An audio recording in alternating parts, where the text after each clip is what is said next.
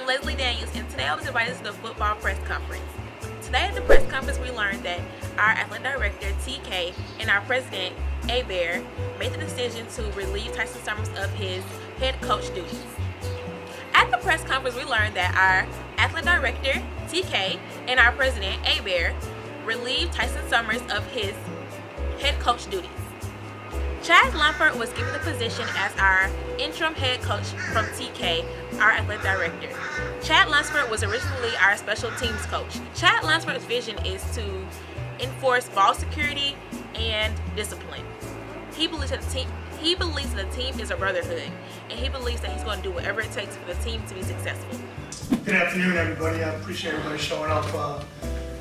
By now, you guys are aware that yesterday afternoon I made a decision through consultation with Dr. Abear and members of our athletic foundation. Met with Tyson Summers, and we made a decision to make a change in our head football coach. I'll start off with, we are going to find the best coach for Georgia Southern. But I'm confident that our institution and the resources that we have here will attract people to the job, and I'm confident that this community will attract successful people, and the resources we have will allow successful people to stay here as long as they desire. Yeah, there's a lot of moving pieces associated with that. I would start with first, one of the things we have is the new NCAA recruiting rules. December 20th becomes a very big day in our signing period. Say that, looking at our team and looking at the effort and the things that we were doing on the field, I felt like we were making progress in a lot of areas, but we just needed to kind of move a little bit faster. Well, I'll preface that by saying, or I'll answer it this way. When I had my conversation with Chad about announcing him as interim head coach, I can tell you that he was like a kid on Christmas. I think that guy has more passion for Georgia Southern than a lot of people that have gone to school here.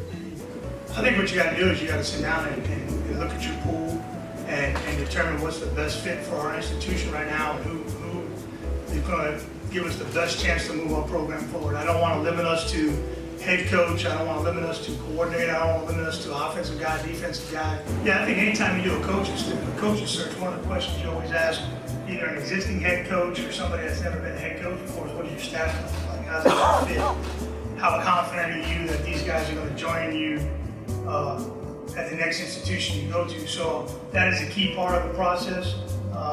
That is something that will be, asked of all the candidates. Confirming, I'm pretty sure I am. When I asked him to be an interim head coach, I said, you're the head football coach.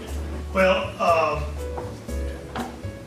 yesterday afternoon, when I sat down and had a conversation with this next gentleman, I was actually taken back by the level of enthusiasm and the level of excitement that came across his face. I feel very confident in his abilities to lead our football team. He loves this place. He coaches special teams, so that kind of gives him an advantage. He's touched players on both sides of the ball for our team, and I think he's going to be a tremendous leader over the next 6 games. And without further ado, I'd like to introduce our interim head coach, Chad Lunsford. Thank you, Brian. First off, just want to say, man, what an opportunity. Blessed, unbelievable blessed. Took the opportunity to sit down with both Coach Cook and Coach Zoe, and we discussed some things, and just things that I think that I can help with, that I think has made this place successful. We've talked through that, and I know that they know which way I want to head with it. I think the morale is good.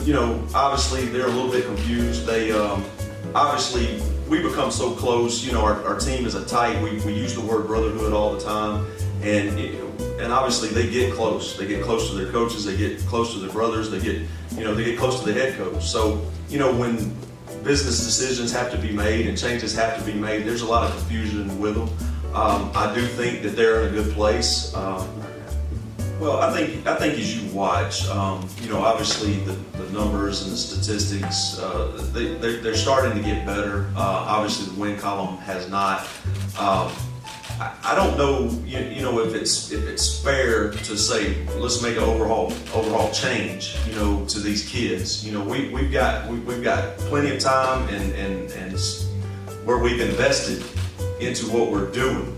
I do think we're close on offense. I think that we're going down the right path. Obviously, we've got to run the ball effectively and be more efficient in the pass game. But, you know, as far as this thing goes, I have full faith in Coach Cook and what we're going to do on offense.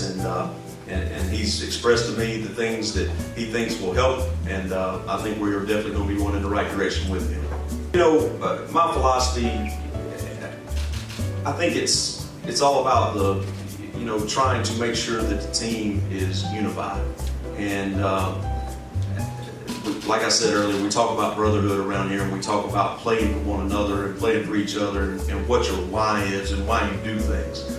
But as far as it goes, you know, it's not rocket science when you play football. You know, if you can run the ball effectively, if you can secure the football and make sure you don't turn it over, and you can be disciplined in your penalties and things that, you know, beat yourselves. And you never want the Eagles to beat the Eagles. And I think that's something that we're going to put a lot of time into and stressing, is making sure that the fundamentals are right, ball security's right, and our discipline's right. Obviously, we have a lot of respect for Troy.